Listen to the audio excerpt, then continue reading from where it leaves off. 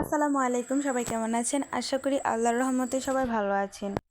সেদিনকে তিহারি রান্না হচ্ছিল। আমার আব্বু আবার অনেক ভালো রান্না করতে পারে, তাই আমার আব্বু তিহারি রান্না করছিল। তিহারি রান্নার জন্য প্রথমে ভালো মতো পেঁয়াজটা ভাজবে। পেঁয়াজটা ভাজার পরে তেজপাতা, তারপরে দারচিনি, এলাচ, তারপরে নাকফুল না কি যেন বলে, ওইগুলা দিয়েছিল কি না আমি শিওর না। তারপরে আদা রসুন দিয়ে পেঁয়াজটা ভাজা ভাজা করে আদা রসুন বাটা দিয়ে পানি দিয়ে দিয়েছিল। পানি দিয়ে দেওয়ার পরে তারপরে টক দই দিয়েছিল।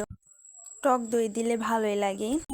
আমার কাছে তো তিহারি অনেক ভালো লাগে। তারপরে আবার আব্বু রান্না করেছিল। আমার আব্বুর হাতের তিহারিটা অনেক মজা হয়েছে। কার কার পছন্দের খাবার তিহারি সবাই কমেন্ট করে জানাবেন। তারপরে টক দই দিয়ে দিবে। টক দই দেওয়ার পরে এটা ভালো মতো মশলা কষাবে। মশলা কষানোর পরে মাংস দিয়ে দিবে। মাংস দিয়ে দেওয়ার পরে মাংসটা ভালো মতো কষানোর পরে তারপরে হলো চালের কাজ, কিন্তু ওটা আমার আর ভিডিও করা হয়নি। ভিডিও করলে অবশ্যই দেখাইতাম। সবাই আমাকে একটু সাপোর্ট করবেন, কারণ এটা আমার নতুন আইডি। সবাই আমাকে একটু ফলো করবেন, পাশে থাকবেন।